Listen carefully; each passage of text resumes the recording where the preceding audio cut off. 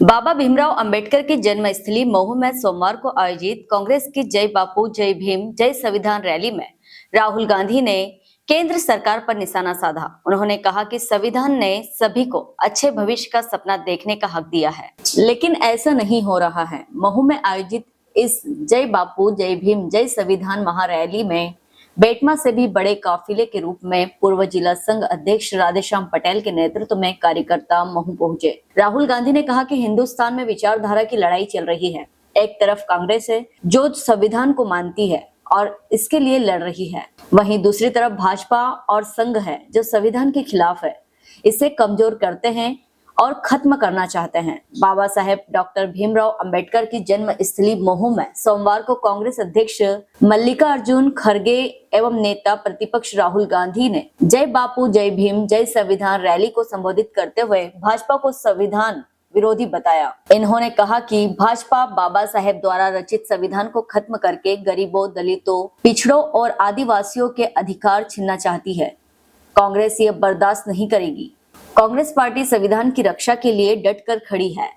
महू इंदौर से राजेंद्र सूर्यवंशी की रिपोर्ट।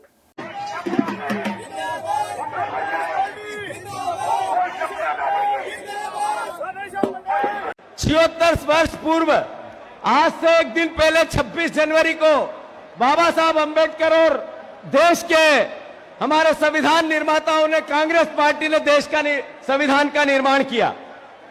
संविधान बाबा साहब अंबेडकर जी ने कहा था, जैसे हाथों में होगा वैसा उपयोग होगा। साथियों, आज देश का संविधान नरेंद्र मोदी जी के हाथों में है, इसलिए देश में 600 से ज्यादा विधायक और सांसदों की खरीद बिक्री हो रही है। चुनाव आयोग तोता हो गया है, जितनी स्वायत्त संस्थाएं पंगु हो गई है। देश की संसद और विधानसभा का असर कम होने लगा है और सबसे बड़ी बात, देश के संविधान जो मौलिक अधिकार है आम जनता के, उनका हनन होने लगा है। हमारे बापू को जिंदा थे जब गोली मार दी, और जब से लेकर आज तक गालियां देते हैं ये बीजेपी और आरएसएस के लोग। पंडित नेहरू की प्रतिमा को खंडित करते हैं। ये अमित शाह जी ने जो अंबेडकर जी का अपमान किया संसद के अंदर, ये नॉर्मल बात नहीं है, ये अनायास निकली बात नहीं है। सोची समझी साजिश के तहत पहले बापू को लिया, फिर नेहरू को लिया, अब अंबेडकर जी की प्रतिमा को खंडित करने का इनका दुस्साहस है। मैं अनुरोध करना चाहता हूं कि संविधान की ताकत क्या है। अब की बार 400 पार, जब राहुल गांधी जी संविधान की एक बुक लेके पूरे देश में निकले तो सिर्फ 240 पे आके अटक गई भारतीय जनता पार्टी। यह संविधान की ताकत है। मैं अनुरोध करता हूं, राहुल गांधी जी एक ऐसे महानायक है जिन्होंने देश में सामाजिक सुधार की क्रांति लेके आए हैं।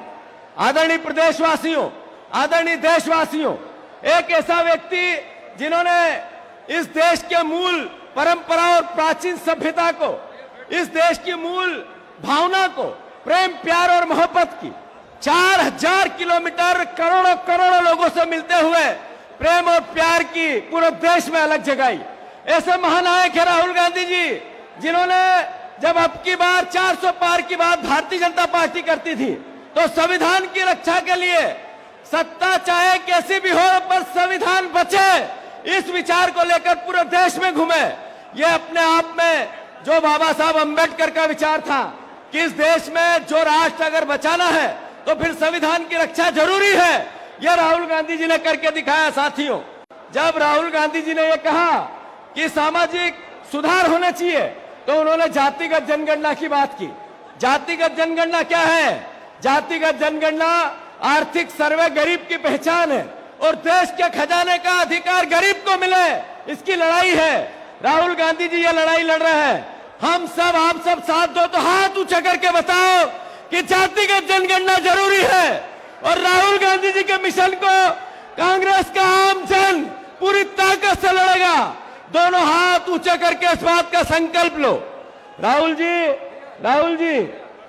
जी, मैं अनुरोध करना चाहता हूं कि मध्य प्रदेश कांग्रेस कमेटी ने निर्णय लिया है, सभी हमारे बब्बर शहरों के सहयोग और सारे नेताओं के आशीर्वाद से, आदरणीय राहुल जी, मध्य प्रदेश कांग्रेस कमेटी ने निर्णय लिया है, संकल्प लिया है। जातिगत जनगणना कांग्रेस पार्टी घर घर जाकर एक नया उदाहरण देश में पेश करेगी। 1 साल में संकल्प के साथ जातिगत जनगणना कांग्रेस पार्टी प्राइवेट सेक्टर में करा के देगी। यह हम संकल्प लेते हो कि नहीं लेते हो? कॉन्स्टिट्यूशन से पहले, संविधान से पहले इस देश में गरीबों के कोई अधिकार नहीं हुआ करते थे।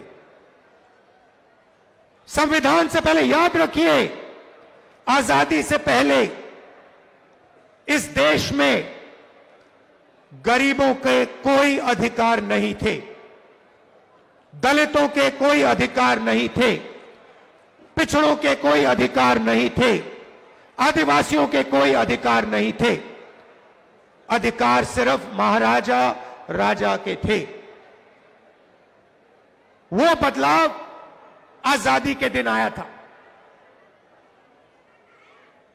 आपको जमीन दी गई, जमीन का हक दिया गया, अधिकार दिए गए। बीजेपी आरएसएस चाहते हैं कि आजादी से पहले जो था, जहां गरीबों के कोई अधिकार नहीं थे, सिर्फ अंबानी अदानी जैसे लोगों के अधिकार थे, वैसा हिंदुस्तान चाहते हैं। यह लड़ाई हो रही है। वो चाहते हैं कि गरीब चुप बैठे, एक शब्द ना कहें, भूखे मर जाएं, कोई सपना ना देखें, और हिंदुस्तान अरबपति चलाए।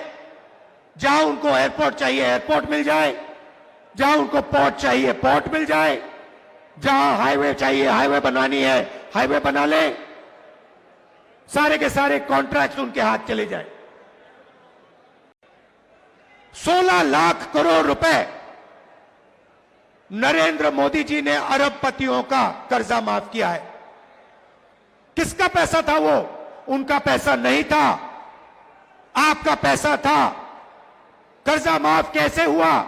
आपके पैसे से हुआ, आपकी मेहनत से हुआ।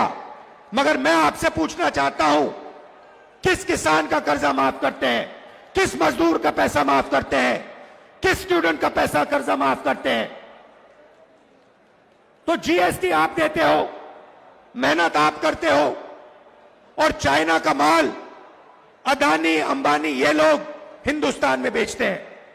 चाइना के युवा को रोजगार मिलता है, अदानी को अंबानी को फायदा होता है, और आपके बच्चों के हाथ से रोजगार छीना जाता है।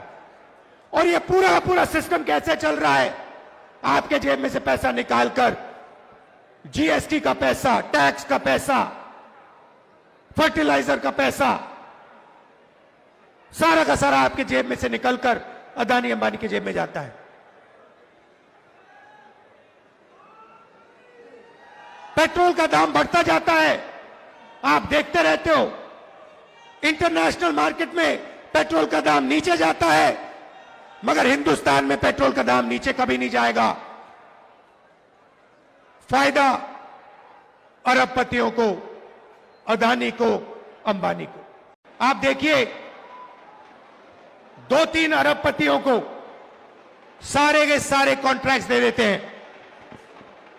अदानी अंबानी जैसे लोगों को हिंदुस्तान का पूरा धन पकड़ाया जा रहा है।